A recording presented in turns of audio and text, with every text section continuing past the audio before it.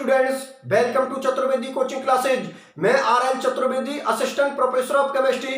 तो स्टूडेंट्स, आज के इस लेक्चर में मैं आप लोगों के सामने डिस्कशन करूंगा योगात्मक अभिक्रियाओं के बारे में, मतलब एडिशन रिएक्शनों के बारे में। तो सबसे पहले तो मैं आप लोगों के लिए ये बता देता हूं कि योगात्मक अभिक्रियाओं को कौन से ऑर्गेनिक कंपाउंड शो करते हैं। तो देखो, योगात्मक अभिक्रियाओं को मतलब एडिशन रिएक्शनों को वो ऑर्गेनिक कंपाउंड शो करते हैं जिनके पास में डबल बॉन्ड या ट्रिपल बॉन्ड होता है। मतलब असंतृप्त अणु इस रिएक्शन को शो करते हैं, अनसैचुरेटेड मॉलिक्यूल्स इस रिएक्शन को शो करते हैं जिनके पास में डबल बॉन्ड या ट्रिपल बॉन्ड होता है। एग्जांपल के तौर पे एल्कीन हुई आप लोगों की, एल्काइन हुई, कार्बोनिल यौगिक हुए, साइनाइड हुए, ये सभी योगात्मक अभिक्रिया को शो करते हैं क्योंकि इनके पास में डबल बॉन्ड या ट्रिपल बॉन्ड होता है। तो ये बात आप लोगों को पता होनी चाहिए कि योगात्मक अभिक्रिया को वो ऑर्गेनिक कंपाउंड शो करते हैं जिनके पास में डबल बॉन्ड या ट्रिपल बॉन्ड होता है, ठीक है ना। जबकि प्रतिस्थापन अभिक्रियाओं के बारे में मैंने आप लोगों के लिए क्या बात बताई थी कि प्रतिस्थापन अभिक्रियाओं को मतलब सब्स्टिट्यूशन रिएक्शनों को वो ऑर्गेनिक कंपाउंड शो करते हैं जिनके पास में सिंगल बॉन्ड होता है। जैसे कि आप लोगों को कौन हुए, एल्केन हुए, एल्किल हैलाइड हुए, उनके पास में सिंगल बॉन्ड होता है, इसलिए वो प्रतिस्थापन अभिक्रियाओं को शो करते हैं। बेंजीन के केस को मैंने अलग से रखा था। बेंजीन में डबल बॉन्ड होने के बावजूद भी वो योगात्मक अभिक्रिया को प्रदर्शित नहीं करती, वो प्रतिस्थापन अभिक्रिया को प्रदर्शित करती है। और इसके लिए मैंने आप लोगों के लिए रीजन दिया था कि जब हम बेंजीन में योगात्मक अभिक्रिया को करवाते हैं तो उनकी एरोमेटिसिटी डिस्टर्ब हो जाती है, इसलिए बेंजीन में योगात्मक अभिक्रिया नहीं होती, प्रतिस्थापन अभिक्रिया होती है। मतलब बेंजीन में जब हम प्रतिस्थापन अभिक्रिया सब्स्टिट्यूशन रिएक्शन को करवाते हैं तो उनकी एरोमेटिसिटी मेंटेन रहती है, ठीक है ना। मतलब रिएक्शन करने से पहले भी वो स्टेबल रहते हैं और रिएक्शन के बाद भी वो स्टेबल रहते हैं, इसलिए बेंजीन प्रतिस्थापन अभिक्रिया को प्रदर्शित करती है और योगात्मक अभिक्रिया को प्रदर्शित नहीं करती। ये सारे कॉन्सेप्ट आप लोगों को पता होना चाहिए। तो मैं अभी एक रिएक्शन आप लोगों के सामने ले रहा हूं, ठीक है ना। ये रिएक्शन आप लोगों को योगात्मक अभिक्रिया की डेफिनेशन को क्लियर कर देगा कि योगात्मक अभिक्रिया को वो ऑर्गेनिक कंपाउंड शो करते हैं जिनके पास में डबल बॉन्ड या ट्रिपल बॉन्ड होता है। तो इधर मैं आप लोगों के सामने लिख रहा हूं, यहां पर मैं लिख देता हूं एथीन को, ठीक है ना। यहां पर मैं किसको लिख रहा हूं, एथीन को लिख रहा हूं। और इसकी रिएक्शन मैं हाइड्रोजन से करवा रहा हूं, H2 से करवा रहा हूं। किसकी प्रेजेंस में, कैटलिस्ट की प्रेजेंस में। Ni ले सकते हो, Pt ले सकते हो, Pd ले सकते हो, ठीक है ना। इनमें आप लोग किसी को भी ले सकते हो, Ni, Pt, Pd, ठीक है ना।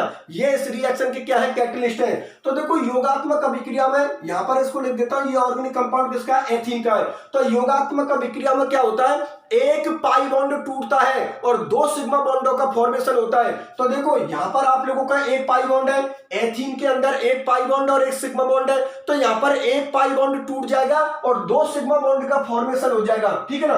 एक पाई बॉन्ड टूट जाएगा, दो सिग्मा बॉन्ड का फॉर्मेशन हो जाएगा, जिनमें एक सिग्मा बॉन्ड तो आप लोगों का ये हो गया और एक सिग्मा बॉन्ड आप लोगों का ये हो गया। मतलब इस एथीन पर हमने किसका योग करवा दिया, H2 का योग करवा दिया। तो यहां से एक पाई बॉन्ड आप लोगों का टूट गया। एक पाई बॉन्ड के टूटने पर दो सिग्मा बॉन्ड का फॉर्मेशन हुआ है। मेरी बात आप लोग समझ में आ गई ना। इस प्रकार की अभिक्रिया को हम योगात्मक अभिक्रिया बोलते हैं। मतलब जिन अभिक्रिया में एक पाई बॉन्ड टूटता है और उसकी जगह पर दो सिग्मा बॉन्ड का फॉर्मेशन होता है। तो ये एथीन आप लोगों को कौन हुआ, असंतृप्त अणु, अनसैचुरेटेड मॉलिक्यूल, क्योंकि इसके पास में डबल बॉन्ड होता है, ठीक है ना। और ये जो आप लोगों का प्रोडक्ट बना है, ये क्या बना है, आप लोगों का एथेन बना है। और एथेन मॉलिक्यूल्स होता है, उसके पास में सिंगल बॉन्ड होते हैं, इसलिए कौन होता है, संतृप्त अणु, मतलब सैचुरेटेड मॉलिक्यूल। तो यहां पर मैं आप लोगों को सामने लिख देता हूं, ये आप लोगों को कौन है, असंतृप्त अणु, ठीक है ना। असंतृप्त अणु, अनसैचुरेटेड मॉलिक्यूल, ठीक है ना। और ये जो आप लोगों का एथेन है, ये आप लोगों का एथेन है, ये आप लोगों का संतृप्त अणु है, मतलब सैचुरेटेड मॉलिक्यूल है। एक बार फिर से मैं आप लोगों के लिए बता देता हूं, असंतृप्त अणु, अनसैचुरेटेड मॉलिक्यूल हम उन ऑर्गेनिक कंपाउंडों को बोलते हैं जिनके पास में डबल बॉन्ड या ट्रिपल बॉन्ड होता है। जबकि संतृप्त अणु, सैचुरेटेड मॉलिक्यूल, हम उन ऑर्गेनिक कंपाउंडों को बोलते हैं जिनके पास में केवल सिंगल बॉन्ड होता है। तो यहां पर क्या होता है, योगात्मक अभिक्रिया में असंतृप्त अणु से संतृप्त अणु का फॉर्मेशन होता है। मतलब अनसैचुरेटेड मॉलिक्यूल से सैचुरेटेड मॉलिक्यूल्स का फॉर्मेशन होता है। पहले तो ये बात बता, ये बात आप लोग समझ में आ गई ना कि योगात्मक अभिक्रिया को मतलब एडिशन रिएक्शनों को वो ऑर्गेनिक कंपाउंड शो करते हैं जिनके पास में डबल बॉन्ड या ट्रिपल बॉन्ड होता है। एग्जांपल मैंने आप लोगों के लिए बताया अभी, एक आप लोगों के एल्कीन हो सकते हैं, एल्काइल हो सकते हैं, कार्बोनिल यौगिक हो सकते हैं, साइनाइड हो सकते हैं, ठीक है ना, कार्बोक्सिलिक एसिड हो सकते हैं। ये सभी आप लोगों को कौन होते हैं, जिनके पास में डबल बॉन्ड या ट्रिपल बॉन्ड प्रेजेंट होता है। तो ये सभी योगात्मक अभिक्रियाओं को मतलब एडिशन रिएक्शनों को शो करते हैं। एग्जांपल के तौर पर मैंने यहां पर आप लोगों के लिए किसको ले लिया, एथीन को ले लिया और उसकी रिएक्शन किससे करवा दी, H2 से करवा दी, ठीक है ना। तो यहां पर असंतृप्त अणु से संतृप्त अणु का फॉर्मेशन होता है। मतलब क्या होता है, इन अभिक्रिया में एक पाई बॉन्ड टूटता है और एक पाई बॉन्ड की जगह पर 2 सिग्मा बॉन्ड का फॉर्मेशन होता है। बात आप लोग समझ में आ गई। चलो ठीक है, बहुत अच्छी बात है। तो देखो क्रिया विधि की दृष्टि से, मैकेनिज्म की दृष्टि से ये योगात्मक अभिक्रिया भी कितने प्रकार की होती है, 3 प्रकार की।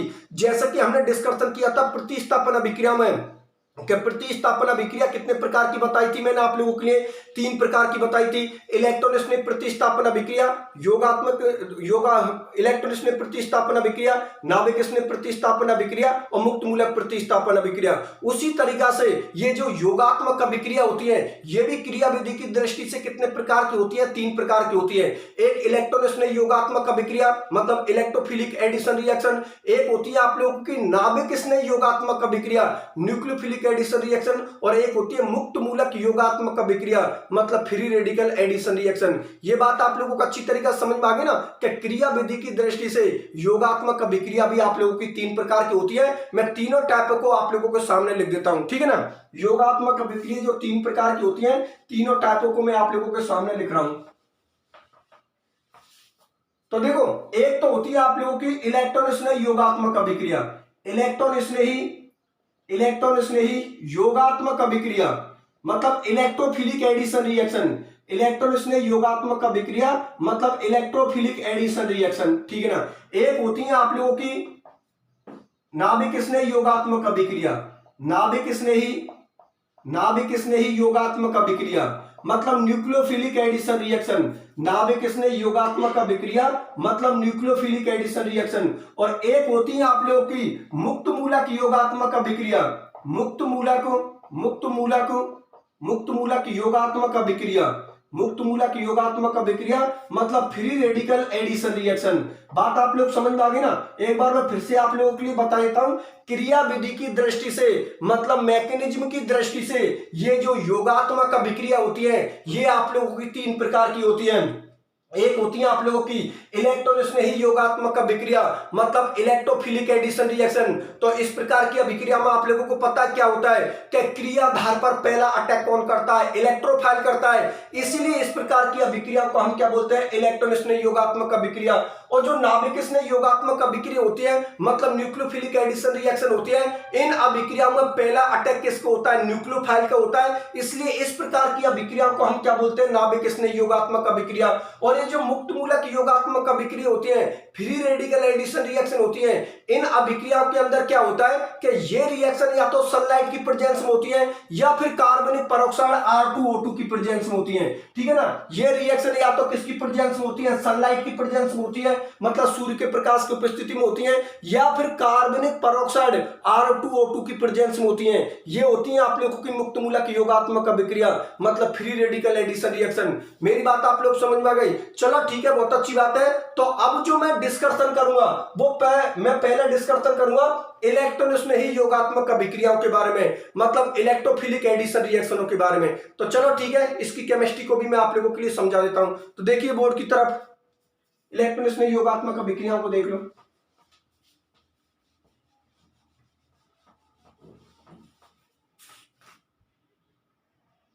तो देखो, मैं यहां पर आप लोगों के लिए योगात्मक अभिक्रिया के पहले टाइप को लिख देता हूं। पहला टाइप आप लोगों का इलेक्ट्रॉन स्नेही योगात्मक अभिक्रिया, इलेक्ट्रॉन स्नेही योगात्मक अभिक्रिया, इलेक्ट्रॉन स्नेही योगात्मक अभिक्रिया मतलब इलेक्ट्रोफिलिक एडिशन रिएक्शन, इलेक्ट्रॉन स्नेही योगात्मक अभिक्रिया मतलब इलेक्ट्रोफिलिक एडिशन रिएक्शन, ठीक है ना। इसको भी मैं आप लोगों के लिए एक्सप्लेन कर देता हूं। तो जैसा कि उसके नाम से पता लग रहा है, इलेक्ट्रॉन स्नेही योगात्मक अभिक्रिया मतलब इलेक्ट्रोफिलिक एडिशन रिएक्शन। इस प्रकार की अभिक्रियाओं में क्या होता है कि क्रियाधार पर पहला अटैक इलेक्ट्रोफाइल करता है। इसलिए इस प्रकार की अभिक्रियाओं को हम क्या बोलते हैं, इलेक्ट्रॉन स्नेही योगात्मक अभिक्रिया।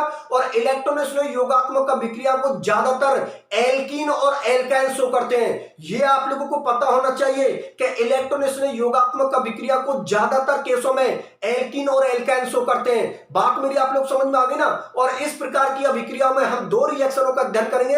एक तो मैं आप लोगों के सामने डिस्कशन करूंगा हेलोजनीकरण अभिक्रिया के बारे में, और एक मैं आप लोगों के सामने डिस्कशन करूंगा हाइड्रो हेलोजनीकरण अभिक्रियाओं के बारे में। ये हेलोजनीकरण अभिक्रिया और हाइड्रो हेलोजनीकरण अभिक्रिया, ये दोनों ही अभिक्रिया इलेक्ट्रोनेशनल योगात्मक अभिक्रिया का एग्जाम्पल है। तो सबसे पहले मैं आप लोगों के सामने डिस्कशन करूंगा हेलोजनीकरण अभिक्रियाओं के बारे में, ठीक है ना।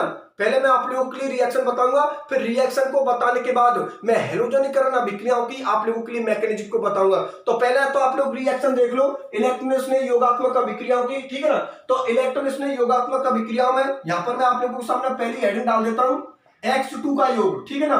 X2 का योग मतलब हेलोजन का योग। और जब किसी पर भी आप लोग हेलोजन का योग करवाते हो तो ऐसी अभिक्रियाओं को हम क्या बोलते हैं, हेलोजनीकरण अभिक्रिया। ऐसी अभिक्रिया को हम क्या बोलते हैं, हेलोजनीकरण अभिक्रिया मतलब हेलोजिनेशन रिएक्शन। हेलोजनीकरण अभिक्रिया मतलब हेलोजिनेशन रिएक्शन, ठीक है ना। हेलोजनीकरण अभिक्रिया मतलब हेलोजिनेशन रिएक्शन, ठीक है ना। तो इस रिएक्शन को मैं आप लोगों के लिए एक्सप्लेन कर देता हूं। तो देखो मैं यहां पर आप लोगों के सामने ले लेता हूं CH2 डबल बॉन्ड CH2, मतलब मैं किसको ले लेता हूं, एथीन को ले लेता हूं, ठीक है ना। किसको ले लेता हूं, एथीन को ले लेता हूं, और उसकी रिएक्शन मैं किससे करवा देता हूं, हेलोजन से करवा देता हूं। तो यहां पर जो आप लोगों का प्रोडक्ट बनेगा, ठीक है ना, वो प्रोडक्ट आप लोगों का क्या बनेगा, यहां पर ले देता हूं CH2, ये आप लोगों का कौन होगा, CH2। तो यहां पर जो प्रोडक्ट बनेगा वो आप लोगों का ट्रांस प्रोडक्ट बनेगा, ठीक है ना। यहां पर जो आप लोगों का प्रोडक्ट बनेगा वो आप लोगों का क्या बनेगा, ट्रांस प्रोडक्ट बनेगा। यहां पर लिख देता हूं, इसका नाम है 1,2-डाई हेलो, 1,2-डाई हेलो, 1,2-डाई हेलो एथेन, 1,2-डाई हेलो एथेन, जिसको हम क्या बोलते हैं, बिस-डाई हैलाइड, बिस-डाई हैलाइड, क्योंकि दो हेलोजन एटम जुड़े हुए हैं, ठीक है ना। एक रिएक्शन और लेता हूं मैं आप लोगों के सामने। यहां पर मैं आप लोगों के सामने ले रहा हूं CH3 मतलब प्रोपीन को ले लेता हूं, ठीक है ना। CH3 CH double bond CH2, ये आप लोगों का कौन हो गया, प्रोपीन हो गया, ठीक है ना। प्रोपीन पर जब मैं X2 का योग करवा देता हूं, प्रोपीन पर जब मैं X2 का योग करवाऊंगा तो यहां पर जो आप लोगों का प्रोडक्ट बनेगा वो ये बनेगा CH3 CH, यहां पर लिख देता हूं CH2, यहां पर X को लिख देता हूं, और यहां पर भी मैं किसको लिख देता हूं, X को। तो ये जो आप लोगों का प्रोडक्ट बना है वो क्या बना है, 1,2-डाई हेलो, 1,2-डाई हेलो प्रोपेन, ठीक है ना। ये प्रोडक्ट का नाम कौन है, 1,2-डाई हेलो प्रोपेन, ठीक है ना। एक रिएक्शन को और ले लेता हूं मैं आप लोगों के सामने, एक एल्काइल की रिएक्शन ले लेता हूं। तो CH ट्रिपल बॉन्ड CH, ठीक है ना। ये किसकी रिएक्शन हो गई आप लोगों की, एल्काइल की रिएक्शन हो गई, ठीक है ना। और इसकी रिएक्शन किससे करवा देता हूं, Cl2 से करवा देता हूं, ठीक है ना। तो यहां पर जो आप लोगों का प्रोडक्ट बनेगा वो प्रोडक्ट आप लोगों का ये बनेगा CH, ठीक है ना। CH, चार जगह पर आप Cl को जोड़ दो, ठीक है ना।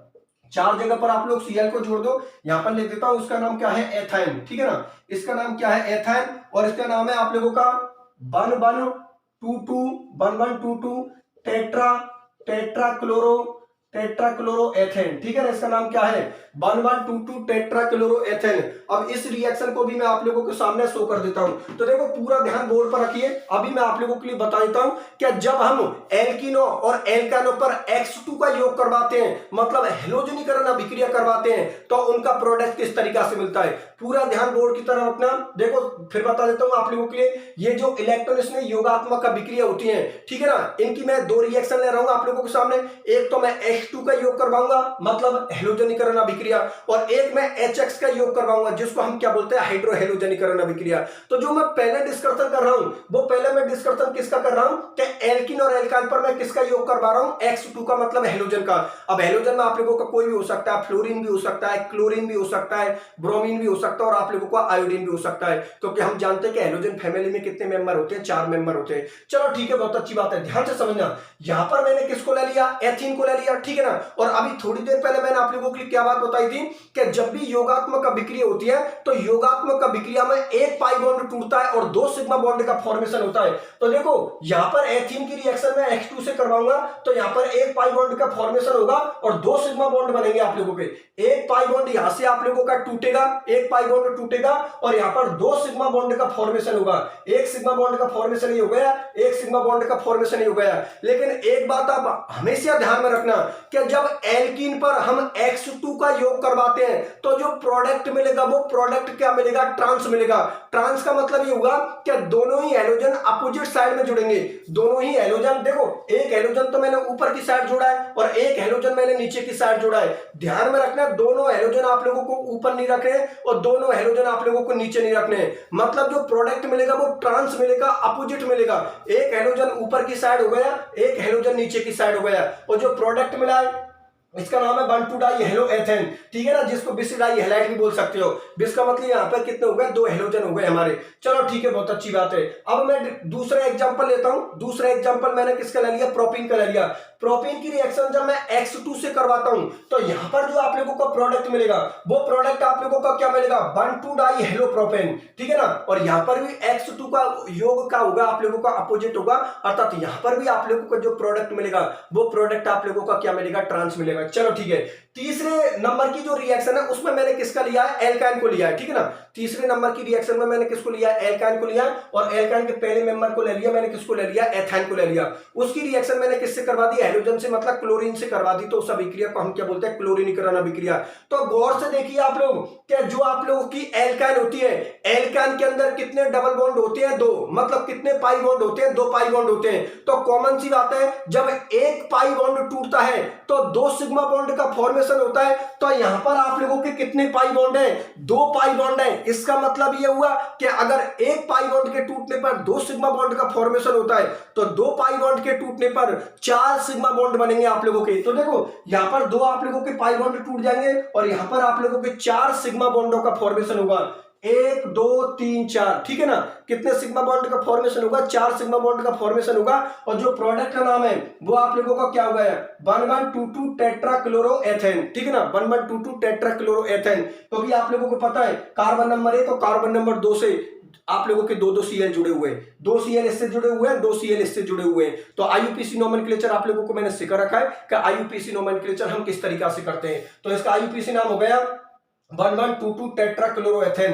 पहले तो ये बात बताओ, ये बात आप लोगों को अच्छी तरीके से समझ में आ गई। चलो ठीक है, बहुत अच्छी बात है। अब मैं आप लोगों की ये जो हैलोजनीकरण अभिक्रिया है इसकी मैं आप लोगों को मैकेनिज्म बता देता हूं, क्योंकि मैकेनिज्म से ही ये बात निकलकर सामने आएगी कि यहां पर जो X2 का योग हो रहा है, यहां पर एल्कीन पर जो X2 का योग हो रहा है वो ट्रांस योग क्यों हो रहा है या प्रोडक्ट ट्रांस क्यों मिल रहा है, इसको हम किससे समझेंगे, इसकी मैकेनिज्म से समझेंगे। तो चलो ठीक है, फिर मैं इसकी मैकेनिज्म को बता देता हूं। बोर्ड की तरफ देखिए, मैकेनिज्म से अभी आप लोगों को पता लग जाएगा कि ये जो प्रोडक्ट मिल रहा है वो ट्रांस प्रोडक्ट हम लोगों को क्यों मिल रहा है, ठीक है ना। वो इसकी हम मैकेनिज्म से समझते हैं। तो देख लो इसकी मैकेनिज्म को भी, तो देख लो इसकी मैकेनिज्म क्रिया विधि को भी देख लो आप लोग। यहां पर इसकी क्रिया विधि को मैं आप लोगों के सामने शो कर रहा हूं, मतलब मैकेनिज्म को आप लोगों के सामने शो कर रहा हूं। तो यहां पर मैं किसको लिख देता हूं, एथीन को लिख देता हूं, ठीक है ना। किसको लिख देता हूं, एथीन को लिख देता हूं। और एथीन की रिएक्शन मैं किससे करवा रहा हूं, X2 से करवा रहा हूं, मतलब किससे करवा रहा हूं, हेलोजन से करवा रहा हूं। तो देखो यहां पर पाई कॉम्प्लेक्स का फॉर्मेशन होगा। यहां पर लिख देता हूं मैं आप लोगों के लिए CH2 डबल बॉन्ड CH2। तो यहां पर आप लोगों को पाई कॉम्प्लेक्स का फॉर्मेशन होगा, अर्थात मैं हेलोजन को इस तरीका से शो कर देता हूं, ठीक है ना। ये आप लोगों पर पार्शियल पॉजिटिव होगा इस हेलोजन पर और इस हेलोजन पर पार्शियल नेगेटिव होगा। इसको हम क्या बोलेंगे, पाई कॉम्प्लेक्स, ठीक है ना। इसको हम क्या बोलेंगे, पाई कॉम्प्लेक्स। मतलब ये जो पाई कॉम्प्लेक्स का फॉर्मेशन हुआ है ये एथीन के, ध्यान से समझना, एथीन के पाई बॉन्ड और हेलोजन के बीच में पाई कॉम्प्लेक्स का फॉर्मेशन हुआ है, ठीक है ना। आगे जाके पाई कॉम्प्लेक्स किसमें कन्वर्ट हो जाएगा, सिग्मा कॉम्प्लेक्स में। तो सिग्मा कॉम्प्लेक्स का फॉर्मेशन आप लोगों को इस तरीका से होगा, ध्यान से समझना। ये जो कॉम्प्लेक्स है वो आप लोगों को क्या बनेगा, सिग्मा कॉम्प्लेक्स। इस पर पार्शियल पॉजिटिव होगा और इस हेलोजन पर आप लोगों का पार्शियल नेगेटिव होगा, ठीक है ना। इस हेलोजन पर आप लोगों को पार्शियल नेगेटिव होगा। अब देखो ये यहां से बॉन्ड क्या होगा, आप लोगों का क्लीवेज होगा। जैसे ही ये बॉन्ड यहां से टूटेगा, तो देखो जैसे ही ये बॉन्ड आप लोगों का यहां से टूटेगा तो ये तो हेलोजन आप लोगों को नीचे की साइड चला जाएगा और ये हेलोजन आप लोगों को इधर की तरफ से अटैक करेगा। मेरी बात आप लोग समझ में आ गई ना। जैसे कि यहां पर आप लोगों को पता है किसका फॉर्मेशन हो गया, यहां पर आप लोगों का लिख देता हूं मैं आप लोगों के लिए। यहां पर हो गया आप लोगों का सिग्मा कॉम्प्लेक्स का फॉर्मेशन। किसका हो गया आप लोगों का, यहां पर सिग्मा कॉम्प्लेक्स का फॉर्मेशन हो गया, ठीक है ना।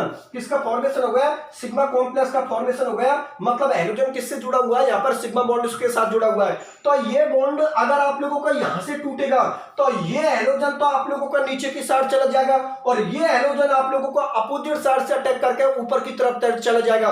तो ये जो प्रोडक्ट मिलेगा, ये आप लोगों का प्रोडक्ट मिलेगा, वो क्या मिलेगा, ट्रांस मिलेगा, ठीक है ना। ये प्रोडक्ट आप लोगों का क्या मिलेगा, ट्रांस। जैसे ये बॉन्ड यहां से टूटा तो ये हैलोजन तो आप लोगों का नीचे की साइड चला गया और ये हैलोजन आप लोगों का ऊपर की साइड चला गया, ठीक है ना। तो ये जो प्रोडक्ट मिला है आप लोगों का, ये प्रोडक्ट आप लोगों का क्या मिला है, ट्रांस प्रोडक्ट, ठीक है ना। क्या प्रोडक्ट मिला है, ट्रांस प्रोडक्ट, ट्रांस प्रोडक्ट। और जो प्रोडक्ट है वो आप लोगों को कौन सा, योगात्मक उत्पाद मतलब एडिशन प्रोडक्ट, योगात्मक उत्पाद मतलब एडिशन प्रोडक्ट। पहले तो ये बात बताओ, ये बात आप लोग समझ में आ गई। एक बार मैं फिर से आप लोगों के लिए इसकी मैकेनिज्म को बता देता हूं कि एल्कीन पर जब हम X2 का योग करवाते हैं तो वो योग अपोजिट क्यों होता है, वो योग ट्रांस क्यों होता है, उसको मैं आप लोगों के लिए एक्सप्लेन कर रहा हूं। तो देखो यहां पर मैंने किसको ले लिया, एथीन को ले लिया, मतलब एल्कीन के मेंबर को ले लिया, एथीन को। उसकी रिएक्शन मैंने किससे करवा दी, X2 के साथ करवा दी। तो यहां पर पाई कॉम्प्लेक्स का फॉर्मेशन होगा, ठीक है ना। पाई कॉम्प्लेक्स का फॉर्मेशन किसके बीच में होगा, ये पाई बॉन्ड के बीच में और आप लोगों के हेलोजन के बीच में। ये आप लोगों का पाई कॉम्प्लेक्स बन गया, एक हेलोजन पर पार्शियल पॉजिटिव है और एक हेलोजन पर पार्शियल नेगेटिव है। आगे जाकर ये पाई कॉम्प्लेक्स किसमें कन्वर्ट हो जाता है, सिग्मा कॉम्प्लेक्स में। मतलब हेलोजन यहां पर किससे जुड़ा हुआ है, आप लोगों का सिग्मा बॉन्ड के साथ जुड़ा हुआ है। तो यहां पर ये होता है कि ये बॉन्ड अगर यहां से टूटेगा, देखो ये बॉन्ड अगर यहां से टूटेगा तो कॉमन सी बात है, एक हेलोजन तो आप लोगों का नीचे की साइड चला जाएगा और दूसरा हेलोजन अपोजिट साइड से जाकर अटैक करेगा और यहां पर जो प्रोडक्ट मिलेगा वो प्रोडक्ट आप लोगों का ट्रांस मिलेगा, क्योंकि दोनों ही हेलोजन आप लोगों के अपोजिट है। एक हेलोजन आप लोगों का नीचे की साइड है और एक हेलोजन आप लोगों को ऊपर की साइड है। तो जो प्रोडक्ट मिला है वो आप लोगों का ट्रांस प्रोडक्ट मिला है और जो और प्रोडक्ट मिला है वो आप लोगों का एडिशन मतलब योगात्मक उत्पाद मिला है। वो इसलिए क्योंकि यहां पर आप लोगों का एक पाई बॉन्ड टूटा है और यहां पर आप लोगों के दो सिग्मा बॉन्ड का फॉर्मेशन हुआ है, ठीक है ना। तो जो प्रोडक्ट होगा उसको ट्रांस प्रोडक्ट भी बोल सकते हैं या एडिशन प्रोडक्ट भी बोल सकते हैं। एडिशन प्रोडक्ट का मतलब समझ गए आप लोगों के कि पाई बॉन्ड आप लोगों को यहां से टूटा है और दो सिग्मा बॉन्ड का आप लोगों का फॉर्मेशन हुआ है, ठीक है ना। तो इसको हम एडिशन प्रोडक्ट भी बोल सकते हैं। इस तरीका से आप लोगों की ये X2 का योग या हेलोजनीकरण अभिक्रिया आप लोगों की कंप्लीट होती है। ये सारी चीजें आप लोगों को ध्यान में रखना, क्योंकि लैब असिस्टेंट के एग्जाम में आप लोगों से इसी प्रकार के क्वेश्चन पूछे जाते हैं। ये पता होना चाहिए कि जब हम एल्कीन पर X2 का योग करवाते हैं तो जो प्रोडक्ट मिलता है वो प्रोडक्ट हम लोगों को क्या मिलता है, ट्रांस प्रोडक्ट मिलता है। बात आप लोगों को समझ में आ गई। चलो ठीक है, बहुत अच्छी बात है स्टूडेंट्स। आज के इस लेक्चर को मैं यहीं तक रखता हूं। आज के इस लेक्चर में जो मैंने आप लोगों के लिए एक्सप्लेन किया है वो मैंने एक्सप्लेन किया है योगात्मक अभिक्रियाओं के बारे में। और योगात्मक अभिक्रियाओं को कितने टाइप की बताई मैंने, 3 प्रकार की। एक इलेक्ट्रोस्नेह योगात्मक अभिक्रिया मतलब इलेक्ट्रोफिलिक एडिशन रिएक्शन, एक नाभिक स्नेह योगात्मक अभिक्रिया मतलब न्यूक्लियोफिलिक एडिशन रिएक्शन, और एक मुक्त मूलक योगात्मक अभिक्रिया मतलब फ्री रेडिकल एडिशन रिएक्शन। उसमें भी मैंने पहले नंबर की को स्टार्ट किया है जिसका नाम आप लोगों को इलेक्ट्रोस्नेह योगात्मक अभिक्रिया मतलब इलेक्ट्रोफिलिक एडिशन रिएक्शन, ठीक है ना। तो ये इलेक्ट्रोस्नेह योगात्मक अभिक्रियाओं में भी हम 2 रिएक्शनों का डिस्कशन करेंगे। जो आज के इस लेक्चर में मैंने पहले नंबर की रिएक्शन के बारे में डिस्कशन कर लिया मतलब X2 का योग। और जब हम किसी भी एल्कीन या एल्काइन पर X2 का योग करवाते हैं तो ऐसी अभिक्रिया को हम क्या बोलते हैं, हेलोजनीकरण अभिक्रिया, हेलोजनेशन रिएक्शन। अब अगले लेक्चर में जो मैं डिस्कशन करूंगा वो मैं डिस्कशन करूंगा एल्कीन या एल्काइन पर HX का योग मतलब हाइड्रो हेलोजनीकरण अभिक्रियाओं के बारे में डिस्कशन करूंगा। ठीक है स्टूडेंट्स, तो जुड़े रहिए मेरे साथ। मिलता हूं अगले लेक्चर में। धन्यवाद।